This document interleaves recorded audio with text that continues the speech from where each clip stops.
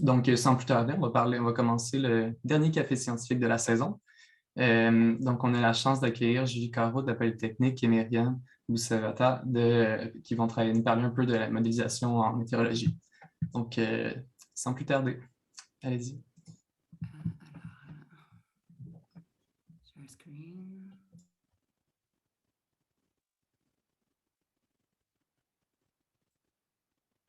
C'est bon pour le partage d'écran?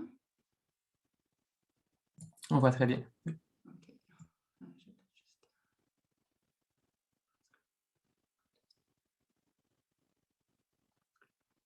D'accord.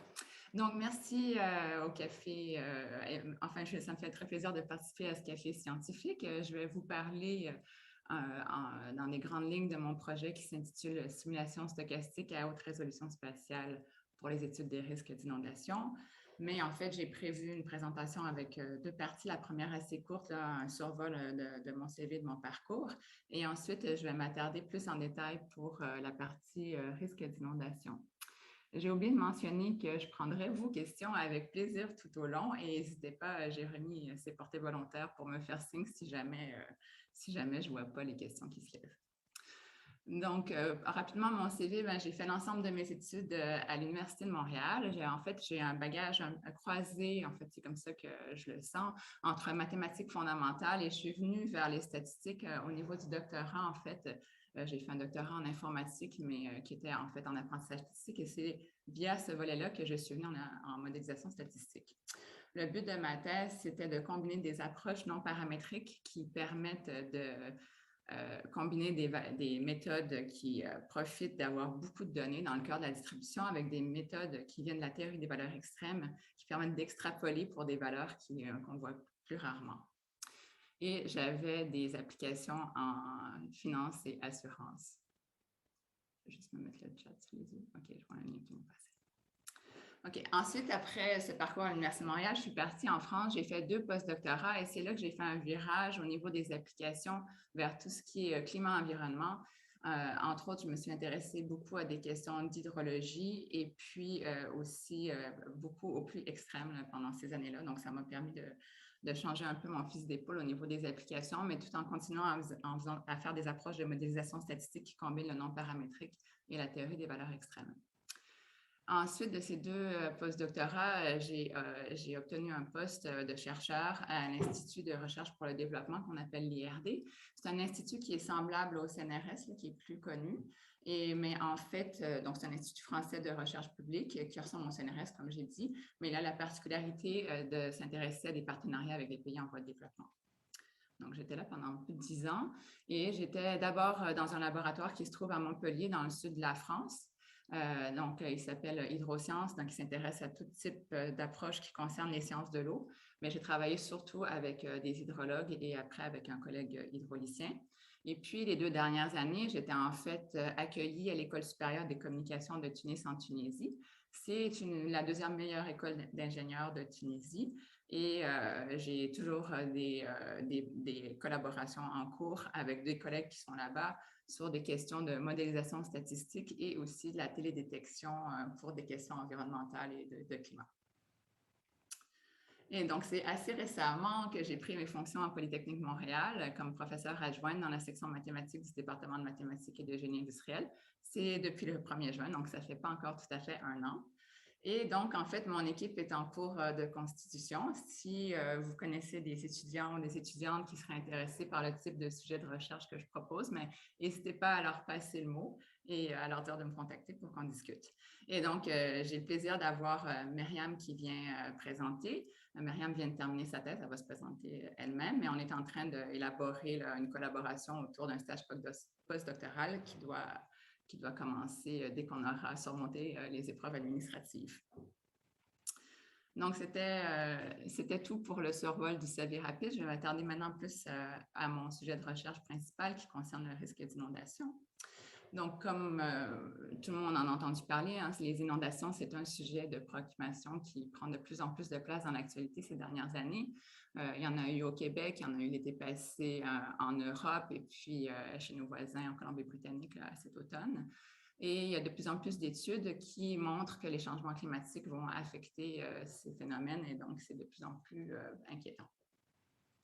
Au niveau canadien, il y a des réseaux qui sont dédiés au risque d'inondation. Il y a FloodNet qui est national. Et au niveau du Québec, il y a le réseau Inondation intersectionnelle du Québec. Je crois que c'est le partenaire du Vado. Pour évaluer les risques liés aux inondations, on s'intéresse en particulier aux dangers pour les piétons et les véhicules et les dommages matériels. Et ces dangers et ces dommages dépendent fortement de la hauteur d'eau et de la vitesse des écoulements. Donc, en droite, je vous ai représenté un événement, le dernier événement majeur qui a eu lieu à Montpellier, ça date de 2014. C'est sûr que ça fait il y a un peu longtemps et c'est un peu loin de vous, Montpellier, mais pour moi, c'était les inondations que j'ai vécues de plus près. Il est tombé 300 mm de pluie, donc vous voyez qu'il y a un piéton là, qui essaie de traverser, il y a de l'eau jusqu'à mi-jambe, donc ça peut être assez périlleux. Et en bas, vous voyez qu'en fait, les véhicules ont été complètement emportés par les écoulements. Et vous savez certainement aussi que lorsque l'eau reste un certain temps dans les maisons, mais ça cause des dommages matériels considérables. Donc, comment on fait pour étudier les risques d'inondation? On peut s'appuyer sur des simulations hydrauliques. Les simulations hydrauliques, ça provient de modèles qui ont le même nom, des modèles hydrauliques, qui s'appuient sur des équations qui, eux, décrivent la physique des phénomènes. Donc, moi, ce n'est pas mon cœur de métier, évidemment, je suis statisticienne, mais vous allez voir où ça se positionne par rapport à ces modèles qui sont basés sur la physique. Donc, ces modèles hydrauliques qui permettent de simuler la hauteur d'eau et la vitesse des écoulements, puis on pourrait aussi déduire d'autres indicateurs de danger, mais je m'attarde principalement pour ces deux-là. Et c'est des écoulements qui sont en 2 dimensions, dans des géométries complexes telles que le milieu urbain. C'est ce que je vais vous montrer comme exemple. Mais je suis en train de développer un partenariat avec Environnement Canada et notre objectif, c'est d'appliquer ces méthodes plutôt sur le fleuve Saint-Laurent. Donc, le défi principal de simulation des modèles hydrauliques, c'est que les temps de simulation sont très longs. Pour avoir beaucoup de précision, le maillage à haute résolution est très, très dense et ça implique des temps de calcul qui sont en fait supérieurs aux temps simulés. Ça veut dire qu'on va passer peut-être, je donne un exemple abstrait parce que ce n'est pas moi qui m'occupe de ces calculs, mais disons qu'on voudrait simuler 1 seconde, mais on va prendre 100 secondes de temps de calcul. Donc, on comprend tout de suite qu'on ne peut pas utiliser ces modèles-là de façon opérationnelle parce que quand on va avoir la réponse, notre événement il va être passé. Donc, ce que les collègues hydrauliciens font, c'est que ce qu'ils appellent de l'upscaling. Donc, ils vont développer des modèles hydrauliques qui fonctionnent à plus faible résolution spatiale et qui sont donc plus rapides. Mais ça a évidemment un prix parce qu'en fait, ils vont travailler sur des maillages plus grossiers et ils vont donner des valeurs moyennes de hauteur d'eau et de vitesse sur ces maillages. Donc, je vais d'abord vous montrer un exemple avant de vous montrer où la modélisation statistique entre en jeu. C'est une simulation qui a été effectuée par mon collègue Vincent Guinaud. C'est un voisinage de Sacramento. Donc, j'ai repris son article, mais ça vient de Google Earth. Et ici, vous voyez un canal sur la gauche qui est protégé par une digue. Et la simulation, ce qu'elle consiste à supposer, c'est qu'il va y avoir une brèche dans la digue au niveau où il y a la flèche. Vous allez voir mes simulations, ça se passe dans le voisinage que je vais vous montrer. C'est dans le voisinage qui est juste immédiatement à droite de la brèche, parce que c'est là où l'eau principalement s'écoule. Donc, voici une simulation d'auteur d'eau à haute résolution pour ce voisinage. Donc, c'est par patent de 5 secondes. Vous voyez que chaque point, c'est un maillage, c'est un point du maillage à haute résolution. Il y en a de façon plus dense dans cette partie. Donc, l'eau s'écoule, elle rebondit sur les bâtiments. Là où c'est blanc, en fait, ce sont des édifices. Donc, vous voyez quand même que ça fait des motifs spatiaux assez complexes d'écoulement. Et la hauteur d'eau, c'est une des variables qui est la plus simple, en fait, comme comportement. Donc, c'est hauteur d'eau en mètres. On va de 0 à 3 mètres d'eau dans cette simulation. Si on regarde maintenant plutôt ce qui se passe à basse résolution. Oups, je n'ai pas changé de diapo. Ici, j'arrête ça. Voilà.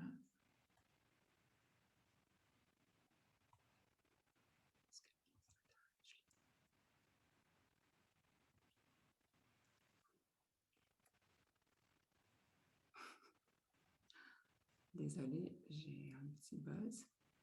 Voilà, on change de vue. Donc là, on est sur la simulation à basse résolution. Donc, vous allez voir, le mouvement est le même, mais c'est beaucoup plus grossier. Donc, il n'y a pas les détails des sous-domaines, mais vous voyez bien que les couleurs sont constantes. Donc, on a des valeurs moyennes sur des sous-domaines beaucoup plus grands.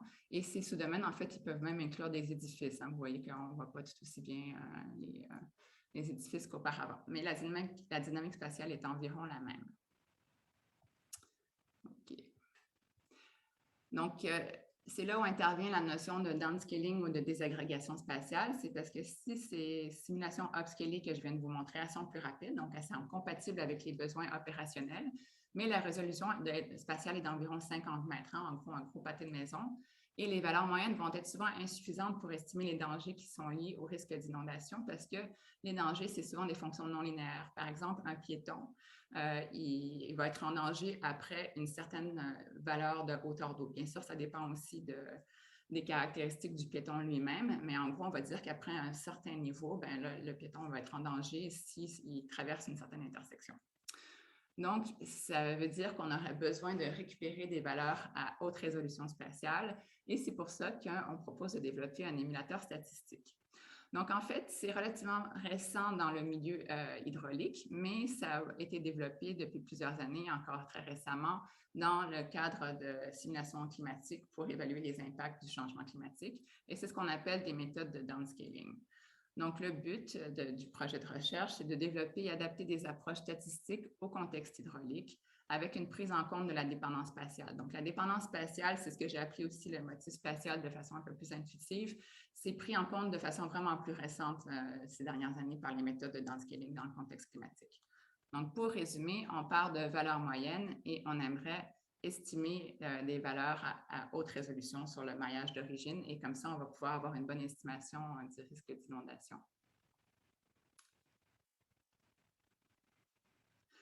Donc, je vais vous décrire un peu plus en détail la méthode de statistique qui est basée sur la notion de motifs spatiaux à haute résolution. Donc, l'émulateur, son but, c'est d'identifier les motifs spatiaux haute résolution probables étant donné le champ moyen. Donc, avec des vitesses de calcul qui seront beaucoup plus rapides que le modèle de physique. Donc, il faut avoir en tête qu'il y a plusieurs simulations à haute résolution de hauteur d'eau qui vont être disponibles avec différents scénarios. Dans le cas de Sacramento, les scénarios, ça va être le niveau de hauteur d'eau dans le canal initial. Donc là, dans la simulation que je vous ai montrée, ça avait 6 mètres, mais en fait, le niveau d'eau dans le canal, il peut changer selon les conditions hydrologiques du bassin versant dans lequel il se trouve. Donc, notre hypothèse, ça va être que les motifs spatiaux sont communs à tous les scénarios qui proviennent d'une même géométrie. Donc, par géométrie, on entend par exemple le cas de Sacramento. Les étapes, ça sera donc de standardiser les simulations à haute résolution et ça aura pour effet d'enlever nos différences d'amplitude dans nos simulations. Puis après, on va utiliser des représentations et c'est là où il y a de la latitude là, pour essayer différentes approches, des représentations qui permettent de décomposer une simulation à haute résolution qu'on aura préalablement standardisée en 2 éléments, soit une valeur moyenne, donc on a la valeur moyenne de la simulation. Et pourquoi c'est intéressant? Mais c'est parce que la valeur moyenne, je peux facilement l'obtenir à partir de mon champ à basse résolution, plus des déviations de cette valeur moyenne. Et cette déviation moyenne de la valeur moyenne, c'est ce qui va induire le motif spatial. Donc, je vous donne un exemple plus concret de ce que ça peut donner. C'est un exemple qui est basé sur des représentations qui viennent des ondelettes, des adaptations sur lesquelles j'ai travaillé dernièrement avec un collègue pour adapter les ondelettes au cadre spatio-temporel. Ce que vous voyez en haut à droite, c'est toujours ma configuration de Sacramento que vous devez peut-être reconnaître. Et ce qu'on voit ici, c'est ce que j'ai appelé détail. En réalité, ce sont des coefficients d'ondelettes. Ce sont mes déviations à la moyenne. Donc, ces valeurs-là, c'est ça qui va identifier en fait mon motif spatial. Vous voyez, quand on est dans la couleur jaune, on est à 0, et puis plus on va vers des teintes de bleu ou de rouge, plus les coefficients d'ondelettes les détails prennent des valeurs importantes. Et c'est ça qui va contrôler en fait le motif spatial, qui va répartir la moyenne de différents endroits dans les différentes cellules à haute résolution. Donc, ensuite à ça, je vous donne 5 exemples qui utilisent les représentations d'ondelettes et qui combinent ce même motif spatial donné par ces détails avec différentes valeurs moyennes. Donc, c'est la représentation d'ondelettes qui permet ça. Donc, on voit bien que ces détails-là, donc ce motif spatial-là, il revient dans tous les cas. Et puis, c'est la valeur moyenne qui va donner donc une hauteur d'eau différente dans mes 5 cas de figure. Ici, je suis sur une échelle de hauteur d'eau qui est standardisée. Donc, ensuite, il faut que je déstandardise. Mais ça, je peux le faire avec mon champ à basse résolution et ça va me redonner mon amplitude d'écoulement. Ici, je résume un peu les étapes de façon un petit peu plus concrète pour mettre en œuvre le downscaling basé sur les motifs spatiaux à haute résolution. Il y a d'abord une phase d'apprentissage. Ça suppose que j'ai à ma disposition des paires de simulations à haute résolution et à basse résolution. La première étape, ça va être de standardiser mes simulations à haute résolution à l'aide de mes simulations à basse résolution. Comme ça, je me mets sur une même échelle dépendant de mes simulations. J'extrais la deuxième étape, les motifs spatiaux à haute résolution, parce que je suppose qu'ils sont les mêmes d'un scénario à l'autre. Puis après, la partie qui est le plus grand défi, c'est comment je vais estimer mes motifs spatiaux à haute résolution à partir de mes simulations à basse résolution. Donc, dans ce cas-là, ça voudrait dire apprendre dans quel coefficient non-let est adéquat pour un peu de temps donné. Et ensuite, je dois combiner ça avec ma valeur moyenne, mais ma valeur moyenne, je l'ai directement à partir de mes simulations à basse résolution. Donc, ça, c'est la phase d'apprentissage. Après, j'ai une phase de prévision, c'est-à-dire que je vais me mettre dans un cadre plus opérationnel où j'écris pair, mais en réalité, j'ai seulement des simulations à basse résolution disponibles.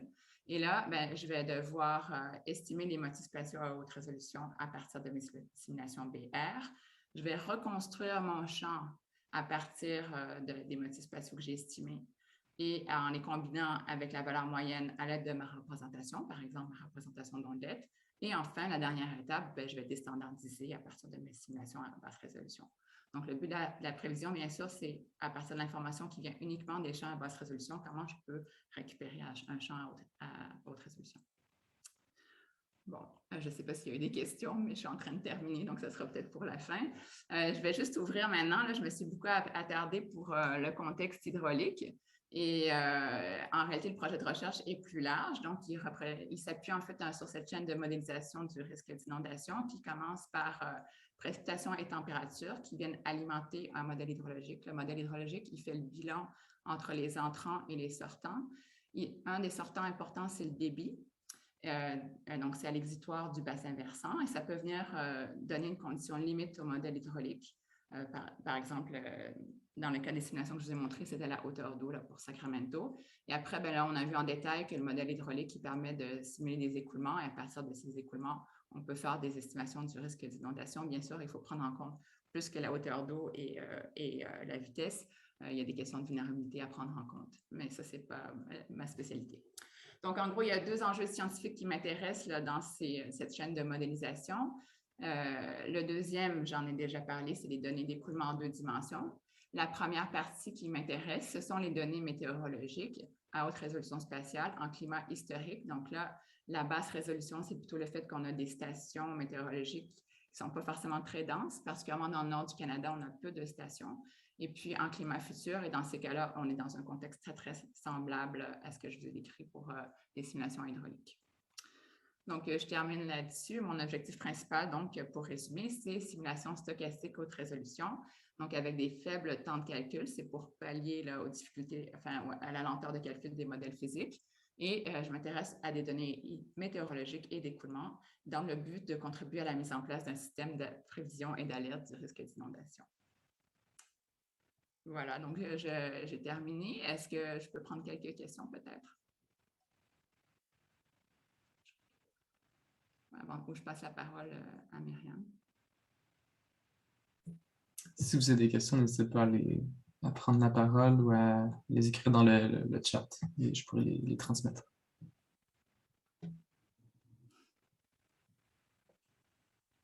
Je pense que ça semble bon. On pourra reposer des questions sinon à la fin sur l'ensemble. Ah, on a une petite question ici de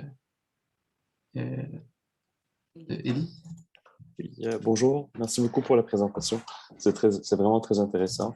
J'ai une question concernant, donc j'ai peut-être mal compris, mais est-ce qu'il y aura avantage à ajouter des capteurs à des endroits stratégiques, donc puis des capteurs pour mesurer la hauteur, la vitesse d'écoulement, puis les incorporer dans les modèles statistiques? C'est sûr, parce que le but des modèles statistiques, c'est de combiner deux sortes d'informations. Donc, soit c'est tout le temps de l'information à basse résolution spatiale, donc ça peut être sous forme de réseaux instrumentés. Donc là, vous parlez de capteurs, ou en tout cas de façon des instruments qui font des mesures. Et c'est sûr que si on réussit à installer des capteurs, après ça, ce n'est pas ma spécialité, là, il y a des méthodes aussi qui vont être capables de dire à quel endroit on devrait poser des capteurs pour maximiser le gain d'information. Donc, moi, je ne suis pas spécialiste là-dedans. Voilà, je pense que c'est ce que je peux dire. Je ne sais pas si ça... Bon, merci beaucoup. Merci. Ça répond à la question. Merci. Gabriel Gabel, si tu veux, on va prendre une dernière question avant de lancer la prochaine présentation. Bonjour.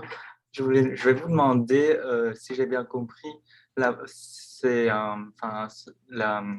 comment dire, la génération des innovations à haute résolution, ça s'appuie sur un modèle d'apprentissage statistique. Oui. Et c'est lequel que vous utilisez dans... C'est une très bonne question. Donc, en fait, c'est vrai que je ne suis pas du tout allée en détail, là, si c'est ça qui vous intéresse, je ne suis pas du tout allée en détail dans le modèle statistique. Je vous ai juste présenté une illustration. Là. En ce moment, j'utilise des ondelettes, en fait. Donc, j'utilise des ondelettes qu'on a adaptées au cadre spatio-temporel, mais on pourrait imaginer utiliser d'autres types de modèles statistiques là, pour faire ça. Je pense que l'originalité, c'est la façon un peu de décomposer le problème pour extraire une information sur des motifs spatiaux avec une valeur moyenne. Puis après ça, comment on apprend les motifs spatiaux, je pense qu'il y a plusieurs façons de faire. Enfin, j'ai quelques idées. Merci.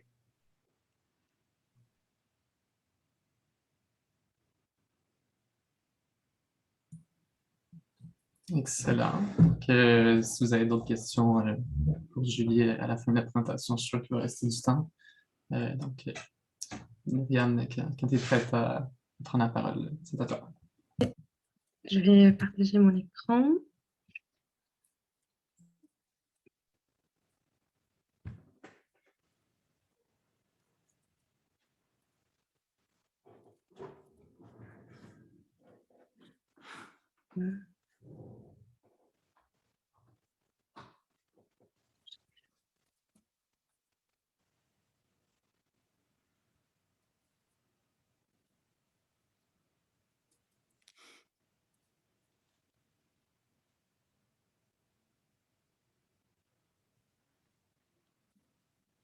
Je ne sais pas si vous voyez mes slides. Actuellement, on voit le bureau avec tes fichiers. Je ne sais pas si c'est le bon écran. Ok. Je vais prêter. Bon.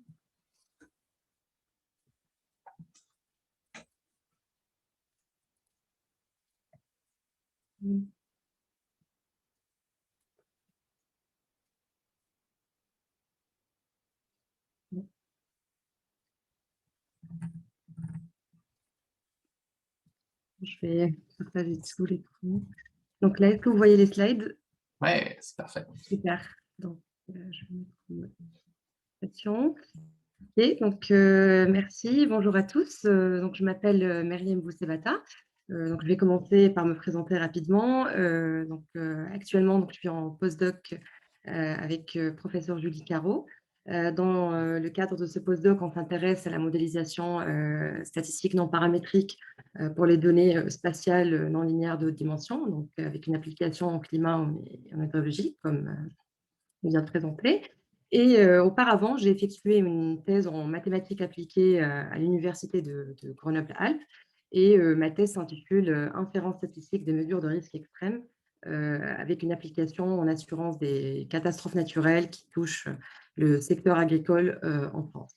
Et donc, aujourd'hui, je vais vous présenter brièvement les principaux travaux de recherche de ma thèse, qui faut savoir donc, le modèle appelé Extreme Partial Squares et son extension bayésienne.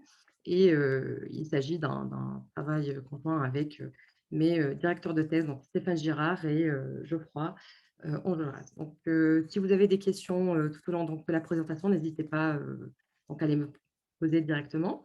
Donc, je vais commencer d'abord par vous présenter le contexte dans lequel s'inscrit ce travail.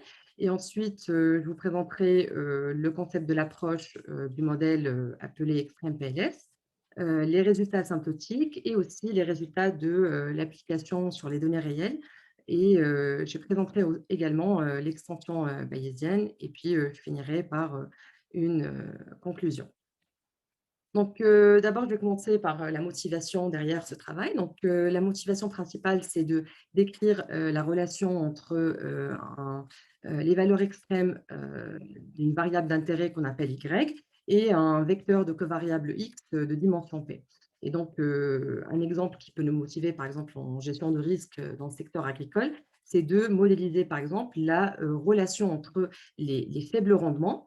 Les rendements, c'est-à-dire c'est combien un producteur produit par hectare, et d'autres covariables provenant des intrants agricoles comme les pesticides, les engrais, ou des variables météorologiques comme la température, la précipitation ou l'ensoleillement.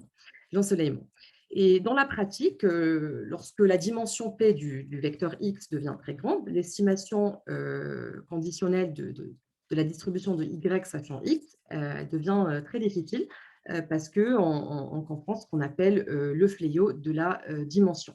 Et en fait, il s'agit d'un phénomène qui explose la variance des estimateurs et ce qui empêche l'inférence statistique par la suite. Et donc, ce qui est très intéressant, c'est de combiner des méthodes de réduction de dimension qu'on peut trouver dans la littérature en statistique avec les statistiques des valeurs extrêmes. Mais en littérature des valeurs extrêmes, on trouve très peu d'études qui combinent ces deux axes de recherche. Et donc, c'est là où vient notre objectif de combiner ces deux axes de recherche en développant un modèle qui s'appelle XtremPLS, qui est une adaptation du modèle classique qui s'appelle Partial Least Squares. C'est un modèle de réduction de dimension qui permet de maximiser la covariance entre une combinaison linéaire de covariables X et la variable d'intérêt Y. Et donc, nous, ce qu'on veut, c'est qu'on veut adapter ce modèle au contexte des valeurs extrêmes conditionnelles. Et donc, pour cela, donc, on considère un modèle de régression non linéaire inverse, un indice unique. Inverse parce qu'on exprime ici X en fonction de Y plus un bruit. Et G ici, c'est la fonction de lien qui est inconnue. Et bêta, c'est la direction de réduction de dimension qu'on appelle aussi l'index, et c'est ce qu'on cherche à estimer. Et on considère aussi que Y est une variable donc aléatoire à distribution à queue lourde avec un indice de queue gamma. L'indice de queue, ça veut dire, c'est ce qui détermine en fait la lourdeur de la distribution de queue, la queue de distribution de Y. Et aussi, on considère que Y a une fonction de survie qui est à variation régulière, c'est-à-dire que la densité décroît comme une fonction de puissance. Et c'est ce qui fait que la queue de Y soit très lourde. Et donc, je tiens à souligner ici qu'on est dans la situation où aucune hypothèse n'est faite, que ce soit sur la dépendance entre le vecteur de covariable X ou le bruit, ou sur la linéarité de X, comme on peut trouver dans la littérature.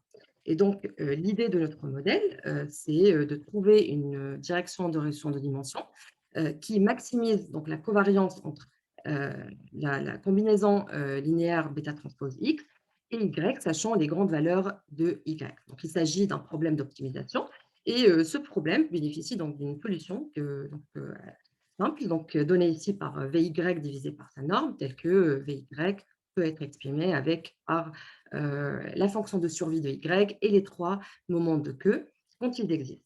Et puis, en considérant un échantillon de variables aléatoires indépendants identiquement distribués, de X et Y, l'axe de réduction de dimension VY peut être estimé par sa contrepartie empirique donnée ici par V chapeau. Donc, on remplace les espérances par les moyennes empiriques.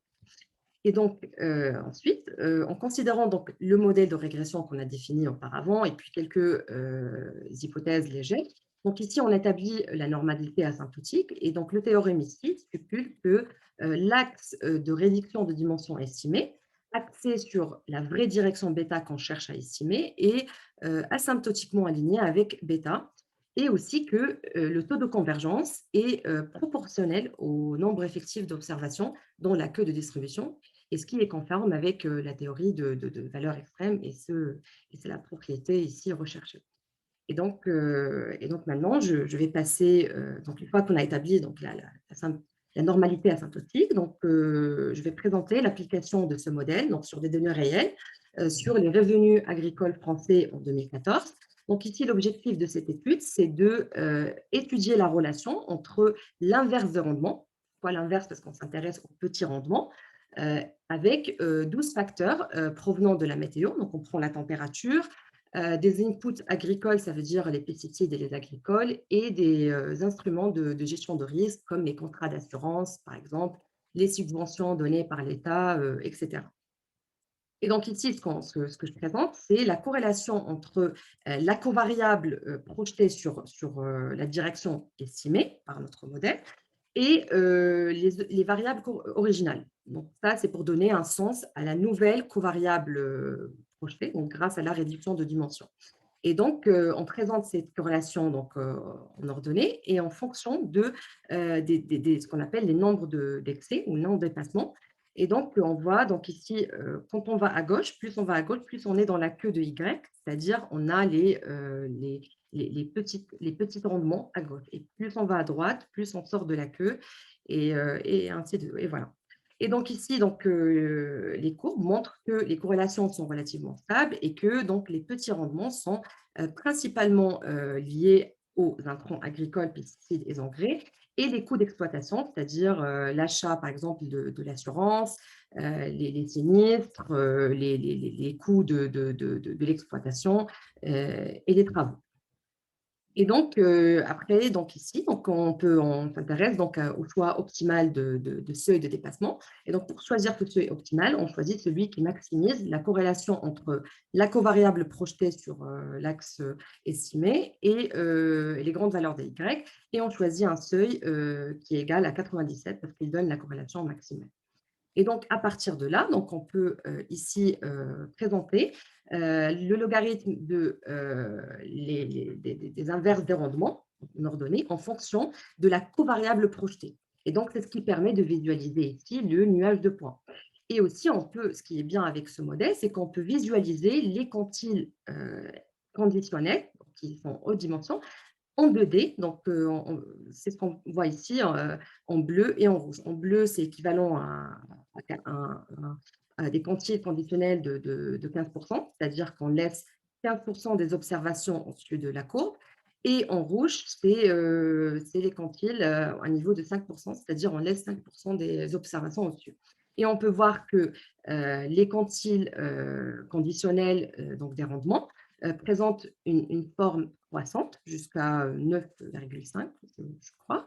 Et donc, ce qu'on peut dire, c'est que les petits rendements qui sont présentés ici donc, sont principalement liés à ce qu'on a dit avant, les intrants agricoles et les coûts d'exploitation comme l'achat d'une assurance récolte.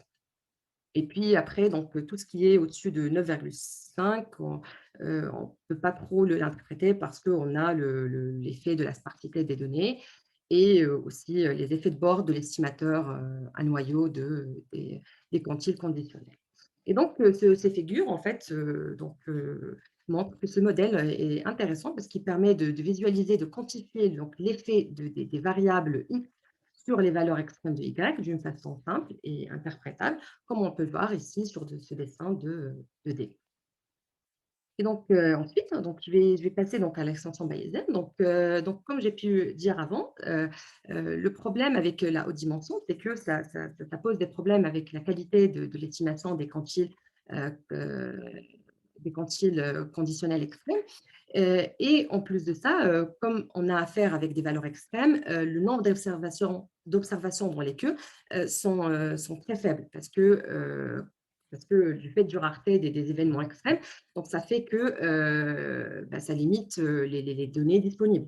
Et donc, d'où l'intérêt d'introduire l'approche bayésienne pour pallier ce problème. Et donc, l'objectif ici, c'est de trouver la direction de réduction de dimension bêta en introduisant l'information au préalable qu'on peut avoir sur bêta, donc qu'on peut l'avoir par exemple par un expert dans le domaine, par exemple agricole, ou ça peut être n'importe quel autre domaine.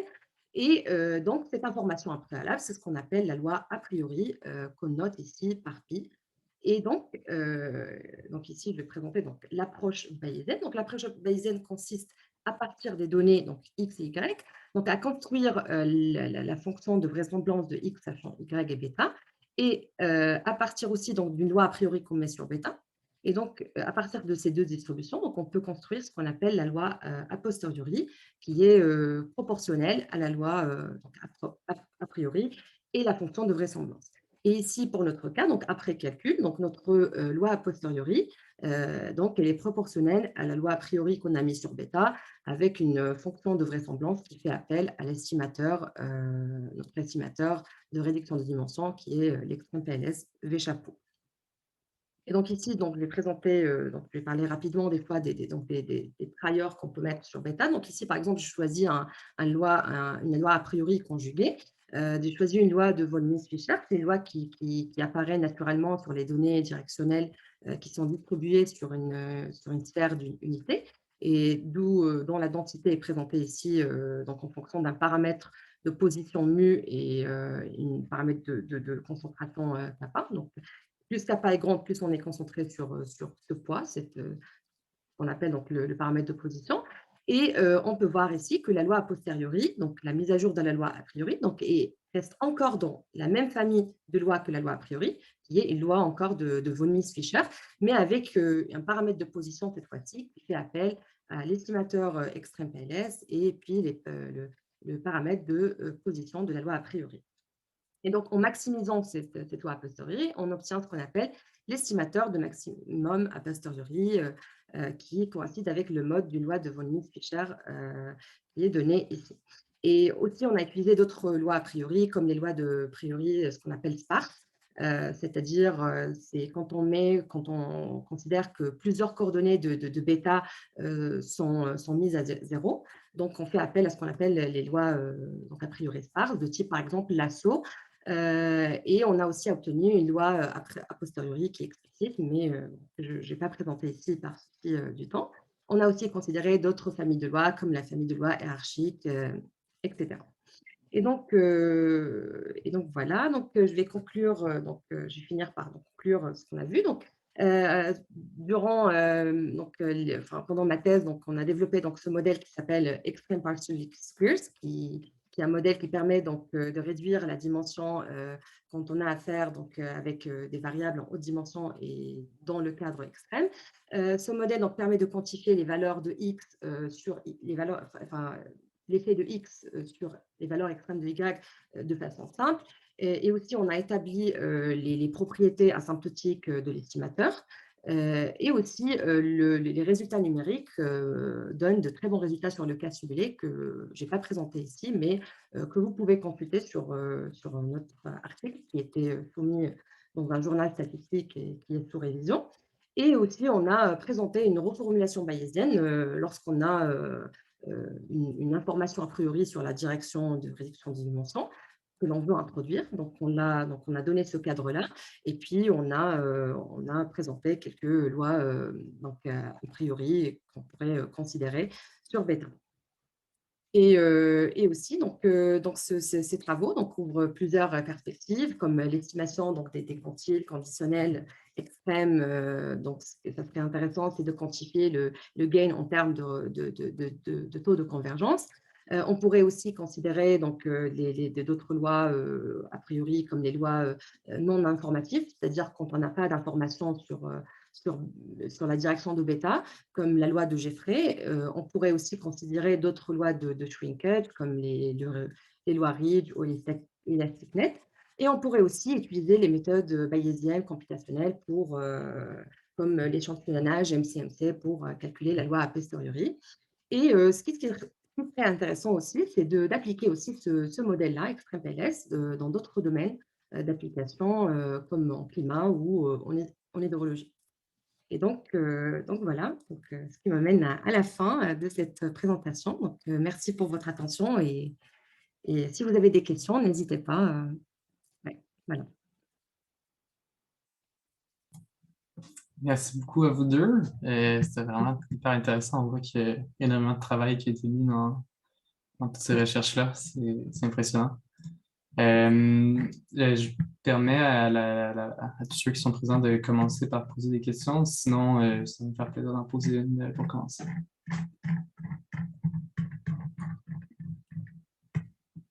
je peux y aller pour lancer le bal un petit peu. Peut-être première question, je vous laisse choisir qui veut répondre. Ça va pas être une question aussi technique, vu je suis un peu plus éloigné de ce domaine-là.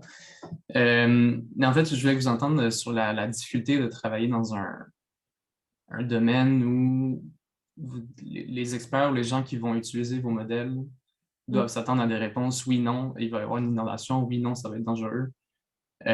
Comment vous réussissez à leur montrer que votre modèle est utile et qu'ils peuvent bien utiliser l'information, étant donné que c'est plutôt une réponse qui va être en termes de probabilité, ben, il y a X% de chances que ça se produise ou non.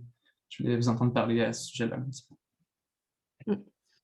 Alors, on sait donc l'utilité du modèle. Donc, on pourrait, par exemple, là, sur le cas bayésien, donc là, je n'ai pas présenté, c'est vrai, donc les résultats sur l'application, sur les données réelles, ce qui est très intéressant. On pourrait, par exemple, ici transformer donc l'information que l'on a de l'expert et pouvoir donc améliorer donc l'estimation et donc on pourrait donc mieux expliquer donc pourquoi, par exemple, le domaine là où j'ai appliqué, le domaine agricole, pourquoi les petits rendements, pourquoi cette année-là on a eu des petits rendements en fonction d'autres facteurs. Et donc là, par exemple, sur la première partie, j'ai présenté donc ce graphe-là, donc ce qui permet voilà, de quantifier l'effet, parce que là, comme vous voyez, on a quand même 12 variables. Donc, en secteur agricole, c'est beaucoup. Donc, c'est beaucoup de variables. Donc, on ne peut pas savoir, on ne peut pas les utiliser parce qu'on n'a pas des modèles qui permettent donc de quantifier donc l'effet de beaucoup de variables dans le cadre extrême. Et donc là, c'est super intéressant. Donc, ça permet de résumer donc l'effet de toutes ces variables-là. Et donc là, on peut voir, par exemple, parmi tous ces 12-là, on pourrait déjà donc écarter, par exemple, la température. Par exemple, en 2014, la température, elle était favorable. Et donc là, on le voit bien dans le modèle. On voit que ça correspond à la réalité. Donc, on voit que la température ne rentre pas beaucoup dans l'explication des petits rendements. On pourrait écarter, par exemple, les coûts de la sécurité sociale. Ça, généralement, c'est des coûts qui ne coûtent pas beaucoup, donc ça ne rentre pas dans l'explication des petits rendements. Et on peut voir, par exemple, ce qui est intéressant ici, par exemple, les pesticides et les engrais expliquent énormément, donc les petits rendements. Probablement, par exemple, les petites fermes qui utilisent, par exemple, le bio, qui n'utilisent pas beaucoup de rendement, beaucoup de pesticides, beaucoup de produits chimiques. Donc, c'est ceux qui ont un petit rendement. Et donc, voilà, c'est intéressant. Donc, ça explique, ça donne donc, je ne sais pas si j'ai bien répondu à votre question. C'est ça que… Mais ça aide beaucoup à montrer l'application concrète. Mais voilà, je sais pas, Julie avait peut-être un autre élément à rajouter sur la difficulté à présenter des résultats comme ça, plus probabilistes. Oui, merci. C'est pas tant sur l'aspect probabiliste que ça me fait penser là, à la nécessité d'instaurer un dialogue entre le statisticien et la personne de l'application. Ouais. Là, dans le cas de Myriam, c'est au niveau agricole. Donc, malgré tout, elle a dû s'emparer du sujet, dialoguer pour arriver à comprendre les besoins puis interpréter comme elle interprète maintenant. Là, on n'apprend pas ça dans un cours de stats. Et de mon côté, c'est pareil. Là, je vous ai présenté des simulations hydrauliques. Bien sûr, je ne suis pas du tout une experte. C'est pas moi qui manipule les équations. Mais pour bien comprendre la problématique, ça a pris vraiment une discussion et beaucoup de discussions, en fait, avec mon collègue hydraulicien pour comprendre sa thématique. Donc, moi, c'est un aspect que je trouve intéressant et enrichissant, là, ce dialogue-là avec une autre discipline, puis que la modélisation statistique, ça ne soit pas juste un exercice mental où on se fait plaisir à développer un modèle, mais qu'on est vraiment en train de collaborer avec une autre discipline pour apporter une solution concrète. C'est ça. Merci beaucoup.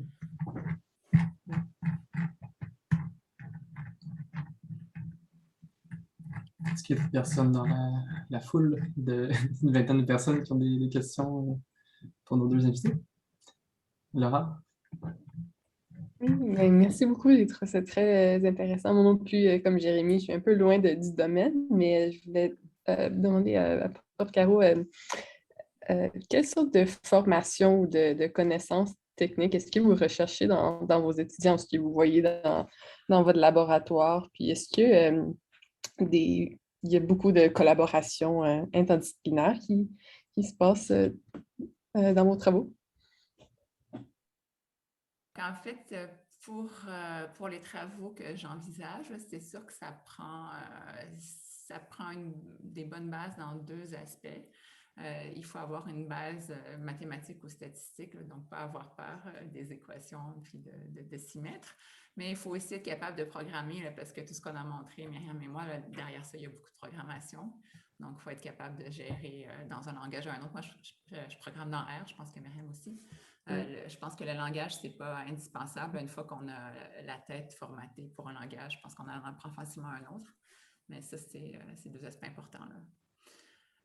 Après, c'est sûr qu'il y a vraiment des spécificités pour des modèles, donc je pense qu'il faut être un peu flexible pour être capable de s'aventurer vers des modèles qui pourraient être intéressants, là. Il n'y a pas vraiment une série de matières à maîtriser.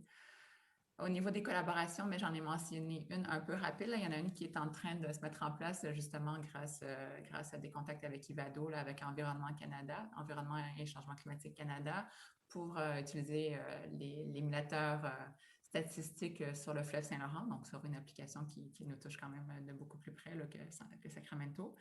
Et aussi, j'ai commencé à établir des contacts là, avec Oranos, puisque eux, ils s'intéressent à tout le volet climatique, en fait, là. Donc, au niveau des collaborations, c'est pas mal ça qui est en cours.